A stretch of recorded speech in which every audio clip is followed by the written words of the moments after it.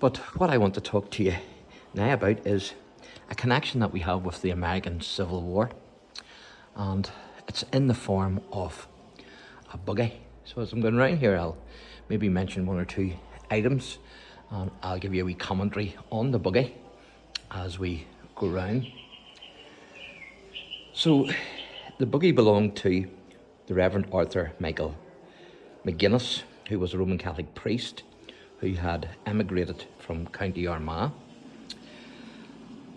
to the USA in 1856, and he was sent to minister to in the small Pennsylvania town of Gettysburg about 5 years later, at the beginning of the war between the states.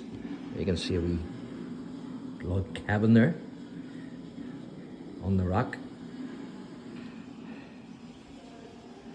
So this is Thomas Mellon, and the park was actually built around his house. He was a Pittsburgh financier. Thomas Mellon was born in the townland of Castletown, County Tyrone, in 1813. At the age of 5, he emigrated with his parents to America. Having sailed from Londonderry to Baltimore, the family crossed the Allegheny, I think that is, mountains, and purchased a small farm with log cabin at Turtle Creek near Pittsburgh. Inspired by the writings of Benjamin Franklin, Thomas decided at the age of 14 that he would pursue a career other than farming. Following his graduation from the Western University of Pennsylvania, Pittsburgh, he was called to the bar and became a judge in 1859. When he retired in 1869, he turned his attention to the world of business and finance. In January 1870, he founded the Mellon Bank of Pittsburgh, the cornerstone of one of the most successful and prosperous business dynasties in the nation's history. So that's Judge Thomas Mellon, about 1870.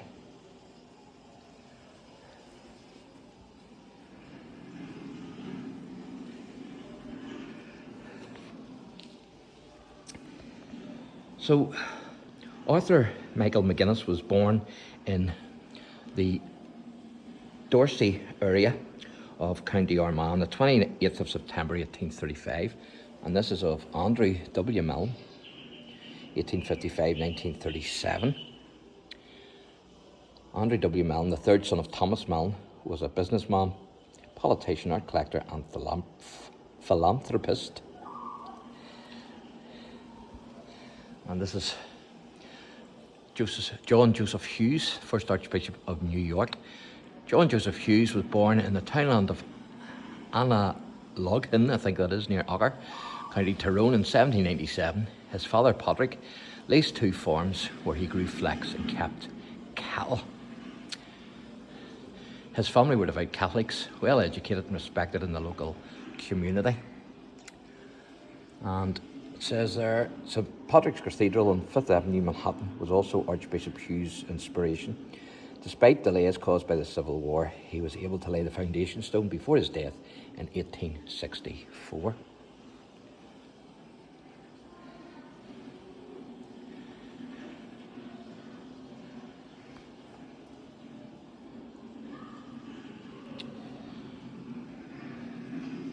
So, Arthur Michael McGuinness, he left Ireland for Philadelphia in 1856 and was ordained a Roman Catholic priest by Bishop Wood on the 3rd of June 1860.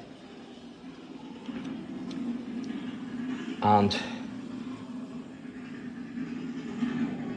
on the 3rd of June 1860, as I say,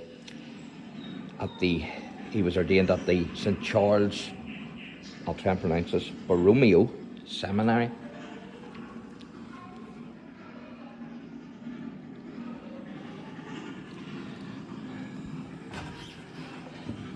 The displays are great here, and this is only the inside of the museum.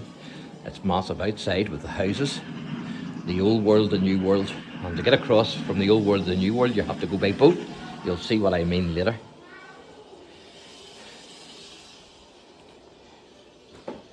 So Charles Borromeo was actually a leader of the Roman Catholic Counter-Reformation of the 16th century. So I'll mention this gentleman here. This is John H., if I can pronounce his name, McCulloch, I think that is, New York crime buster.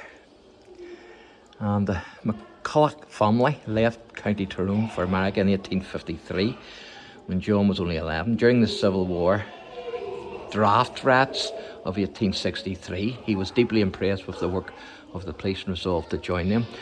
The draft rats means you're drafted into the army, whether you like it or not, to fight. And after a number of years' service with the New York force, I don't think it is McCulloch, I think it's McCulloch, distinguished himself as a fearless officer on the 20th precinct. And in a desperate struggle, he managed to overcome and secure the arrest of a notorious railroad thief nicknamed Dutch Henrik, leader of the infamous Hell's Kitchen gang. And promoted to the rank of roundsman and later captain, he went on to arrest several prominent New York criminals. And that's the gentleman there, Captain John McCulloch, I think it is.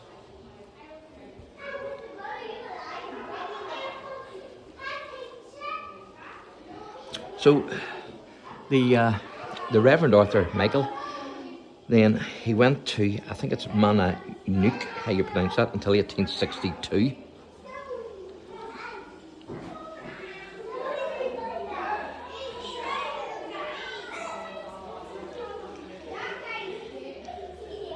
And he went to the Church of St. Francis Xavier. I think it's Xavier, how you pronounce that, was a Roman Catholic missionary who was actually the first Jesuit missionary in the 16th century.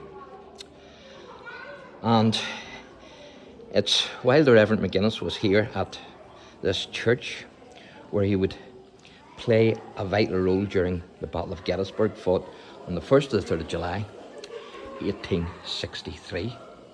And you can see there the wee house, and up on the hill the big house.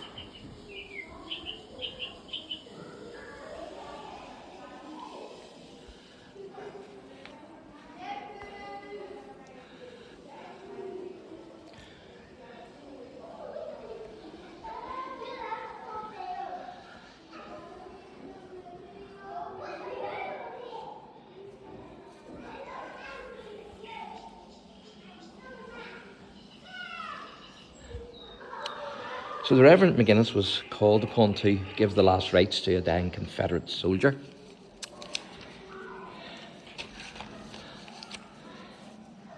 And that was in the Confederate camp just outside the town of Gettysburg. And by the time he got back to the town, the Battle of Gettysburg was about to start.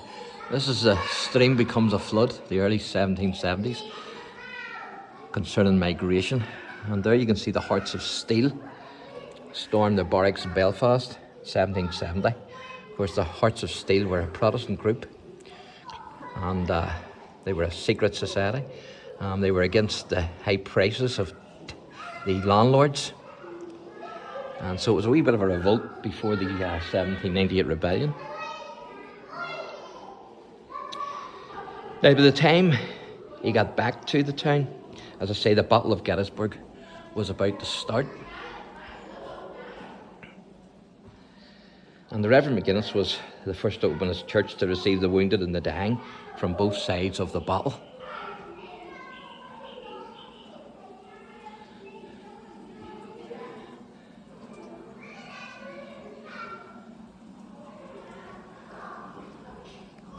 If you look at the clothes there, you can see they're ripped.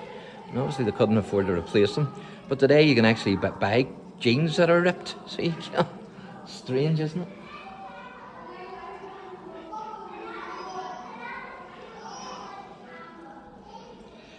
And for weeks, even after the battle, the church became a hospital for the wounded who were carefully attended to and cared for by the Reverend McGuinness and by the Sisters of Charity, who had hurried to their aid from St. Joseph's Emmitsburg, which was 10 miles across the mountains. So I want to show you this. This is a iron soup cauldron. And it says, it's from the 1800s, it says, the story associated with this cauldron is that it was used by the monastic clergy at Montrose. During the famine, large numbers of people depended on soup, a kind of porridge, I think that is.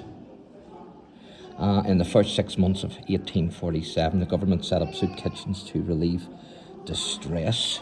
And then it says at the peak of the famine, over 3 million people receiving soup rations, but this was phased out by September 1847. The Quakers and other churches, charities provided much needed assistance.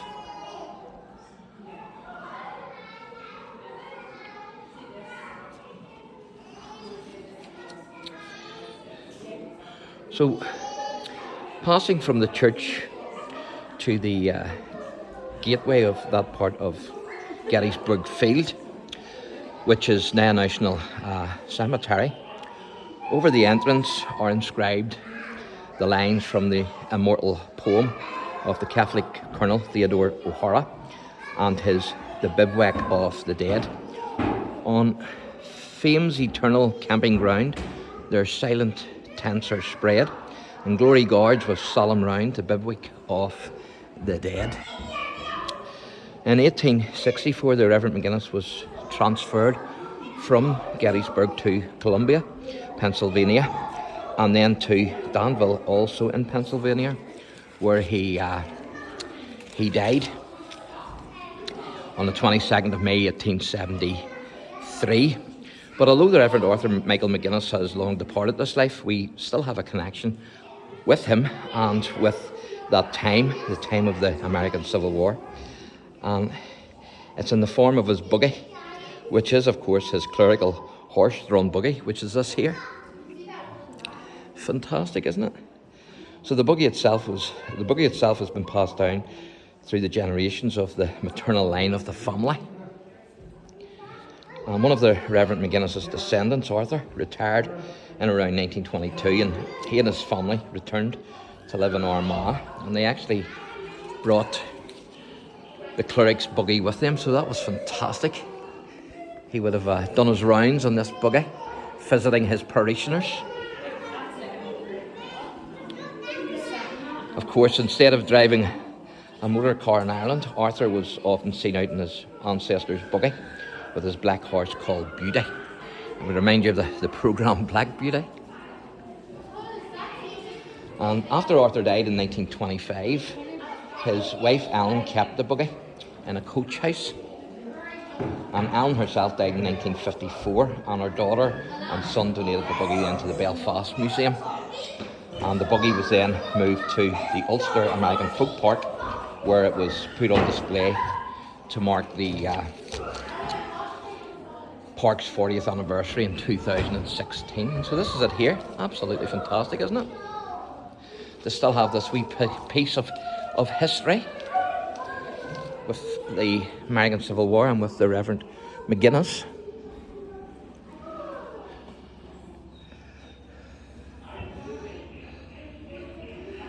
So there's a wee bit of information that I'm going to read out to you concerning this. So it says here, American buggy. This buggy belonged to Father Arthur McGuinness, originally from County Armagh, born in 1835. He left Ireland in 1856 and studied at a seminary in Philadelphia for the priesthood. After being ordained as a Roman Catholic priest, he was sent to the small town of Gettysburg in 1861. As Confederate forces were moving towards the town, at the end of June 1863, Father McGuinness was approached by a soldier and forced to go to the Confederate camp. The soldier had promised his wounded friend, an Irish Catholic, that he would find him a priest. Father McGuinness gave him the last rites and was allowed to return home, where the Battle of Gettysburg was starting. He was the first to open his church to receive the dying and wounded from both sides. Irish men fought on both sides of the battle and were among the 8,000 dead and 26,000 wounded after 3 days of fighting. And so there's a painting of the Battle of Gettysburg.